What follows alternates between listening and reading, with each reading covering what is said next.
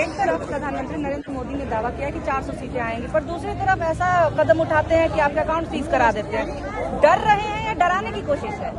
ये तो कायरता का प्रतीक बनकर दिखा रहे हैं जनता को। इससे ज्यादा कायर प्रधानमंत्री मैंने नहीं देखे, इससे ज्यादा डरपोक प्रधानमंत्री नहीं देखे। कि अगर चुनावी रण में उतरना है तो सबको फेयर चांस मिलना चाहिए। ये थोड़ी ना कि सारा पैसा आपके पास होगा और प्रिंसिपल अपोजिशन पार्टीज के पास आप पैसा रहने नहीं देंगे, फिर आप कहेंगे कि चुनाव हो और चुनाव में आप किसी को कमजोर कर देंगे और खुद को सिर्फ ताकतवर करेंगे, तो ये बहुत ही इर्रेशनल है। मैं मानती हूँ कि इनकम टैक्स डिपार्टमेंट तो सिर्फ एक मुखौटा है, वो तो एक रिपोर्ट कंट्रोल की तरह काम कर रहा है। उन विचारों से भी क्या कहा जाए, वो तो सरकार के कहने पे काम कर रहे हैं। इतना पुराना एक मैटर सिर्फ इसलिए कि 45 दिन आपने रिटर्न नहीं फाइल करी। आप खुद सोचिए, हम सब देखते हैं जब सरकार इनकम टैक्स रिटर्न करने के लिए फाइल करने के लिए एनकरेज करती है लोगों को कि आप आइए, कहीं आप देर से भी करिए पर करिए जरूर। हमने तो हर बार पैसा दिया है, हर बार इनकम टैक्स रिटर्न फाइल किया है। 45 दिन सिर्फ लेट होने से आप थोड़ी ना 200 करोड़ का हम पे जो है नोटिस ठोक देंगे और पैसा सीज कर लेंगे हमारा। हाँ, ये एक अभी मोदी जी ने ये भी कहा कि हमने कांग्रेस को राम राम जपने पे मजबूर कर दिया, जो कि राम विरोधी थी। क्या कहेंगे आप?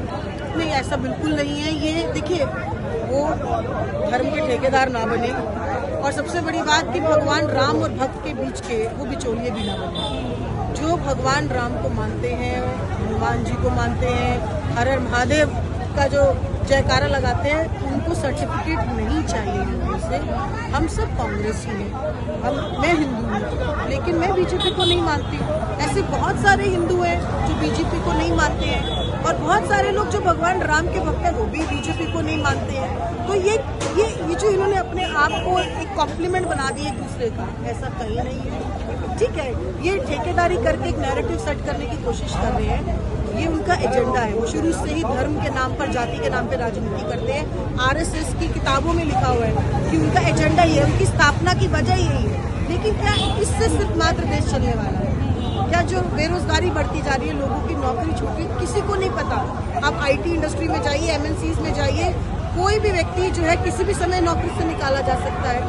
आप देखिए, छोटे छोटे धंधे बंद हो रहे हैं, व्यापार बंद हो रहे हैं।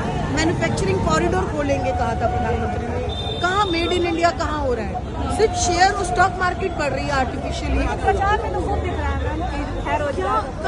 दिख रहा है? सिर्फ उनके नारों में दिख रहा है। अगर सिर्फ नारे से देश चलता होगा तो मैं मानती हूँ कि ये देश बर्बादी की ओर बढ़ रहा है। और ये देख के हमें दुख होता है, क्योंकि हम चाहते हैं कि इस देश की पंक्ति में लगा हुआ हर व्यक्ति, उसको इस देश के विकास का फायदा हो। लेकिन ये चाहते हैं कि सिर्फ इनके कुछ चुनिंदा व्यापारियों को फायदा हो।